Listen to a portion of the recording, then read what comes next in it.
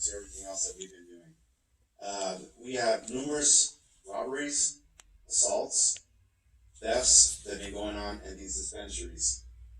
We get these calls for service, we respond there, and every time we realize that it's always usually related to a dispensary here in the city. It's either inside, parking lot, outside, any type of drug or gang activity that's going on around these dispensaries, it usually leads back to a dispensary. Either it's on the east side of Compton or on the west side of Compton. It seems like it's always been a problem and it's going to continue to be a problem, and that's why we've been doing all these efforts to conduct a takedown on all these dispensaries. I'm going to go through the give me 1 second.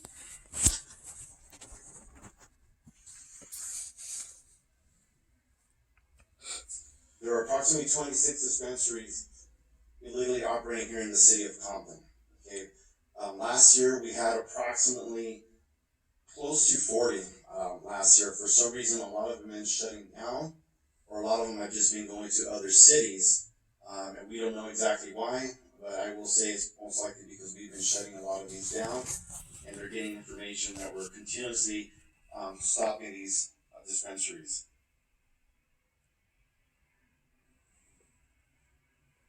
In 2021, the SAO team served approximately 11 marijuana dispensary search warrants, yielding hundreds of pounds of marijuana, and several firearms were seized from each location. It is usually all the time we are in these dispensaries, we seize approximately 2 to sometimes 5 illegal firearms from that location.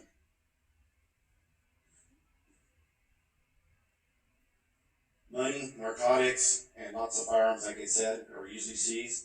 Large amounts of money are occurring in these dispensaries. Also in 2021, the Los Angeles County Sheriff's Department Narcotics Bureau has served 9 marijuana dispensary search warrants in the city of Compton. We work very, very close with our Narcotics Bureau. We constantly work with them, and we rotate with one another, where they usually do a search warrant 1 week, we do another one the following week, and that's how we rotate.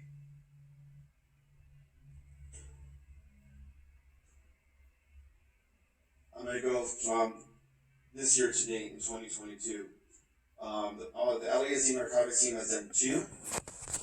The Compton SEO team has done 5, and a total of 7. And these numbers are going to pick up. I know we're just in March, but by the end of the year, we expect to have a lot of these dispensaries shut down because we are no longer going to tolerate these dispensaries here in the city.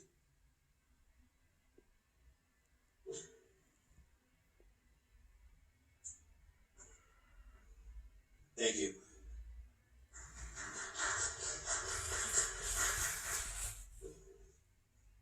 Any questions? Are there any questions from the council? We will continue our efforts regarding the street takeovers and the marijuana dispensaries, but we will need the city's assistance with both. So I will be in contact with the council as well as the mayor. I do have a question. Yes, ma'am.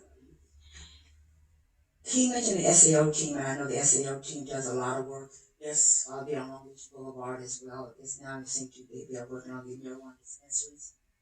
Are there any assistance that we're getting from this at this point from the Narcotics Bureau?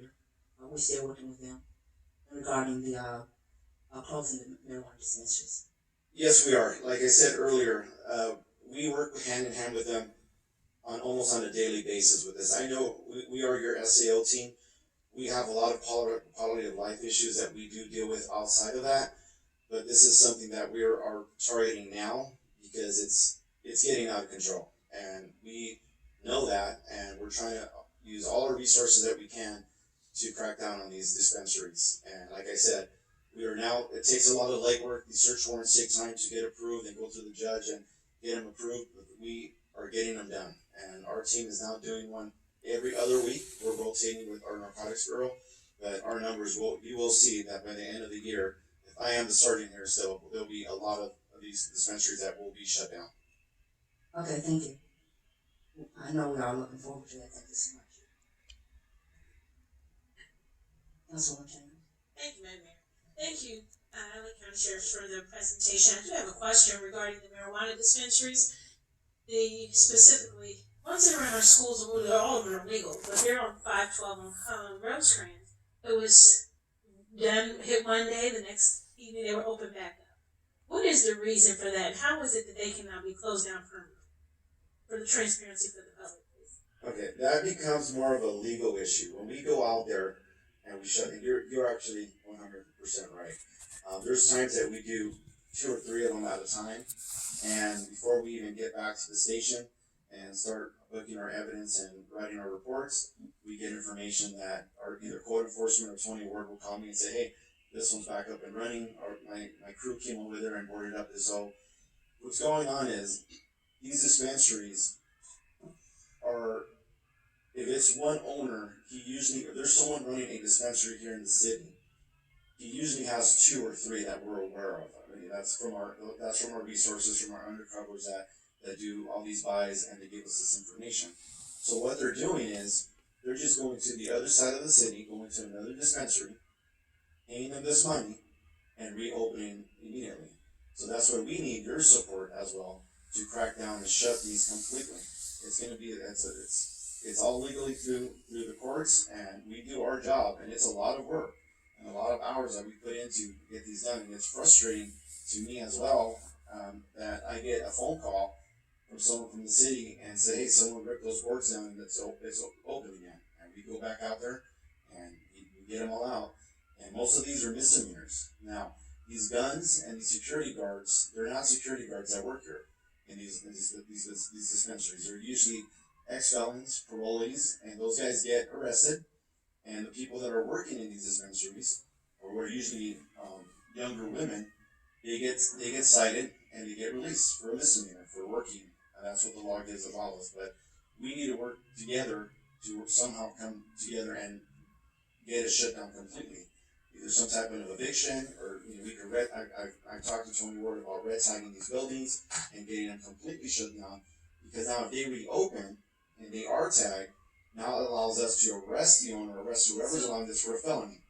So that said, we know, is there a way, Mr. City Attorney, we need to outline the help that you need from the city to our city attorney?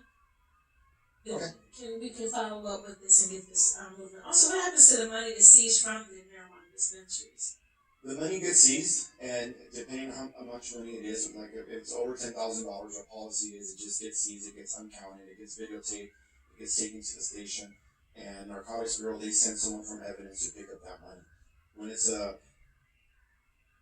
I'm talking just a couple $100, it gets seized into evidence, and from my understanding, that money, no one ever comes back for that money. There's usually not a lot of money, because what they do is they have drops, and people go over there and pick up money continuously throughout the day, because we've seen their PO sheets on their board where they're making sums of $10,000 a day, and we're not collecting that. So our intel's telling us that they take that money, and what we're getting is just a couple $100 or a couple $1,000, and we book it, and that gets sorted into evidence. So if there's a court case, we present it in court. And last thing on that subject, so just maybe we should look at the business license portion of our city. Because I know someone who has 3 marijuana dispensaries and owns a whole other business in District 1. We should go after all of their business licenses, but also look at the actual building owner who owns the facility that the marijuana dispensary is in. And also let's look at the utility commission. Let's turn off the power and the water. That was the issue that they did in Los Angeles with the district attorney's office. They ran that in Watts, and it was effective, closing down the marijuana dispensary before it was legal. So maybe those are some avenues that we can look at. And as far as the street takeovers, there's legislation. This is a countrywide issue of street takeovers around the nation, but there are other cities and states who are addressing this through legislation. Florida just had one, as well as the state of Illinois. Well, we need to work with our legislatures on passing legislation with the Department of Motor Vehicles Committee on addressing street takeover, and that is also a way we should look at additional funding. Thank you for the presentation. I look forward to seeing you have someone at the event on Thursday. Thank you. Thank you again for your service.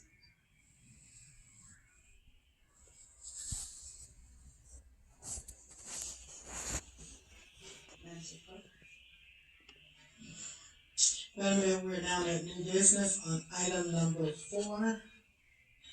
which is a resolution of the City Council of the City of Compton amending the fiscal year 2021-2022 budget and approving a side letter agreement between the City of Compton and the American Federation of State, County, and Municipal Employees Union, ASME Local 2325, Compton Management Employees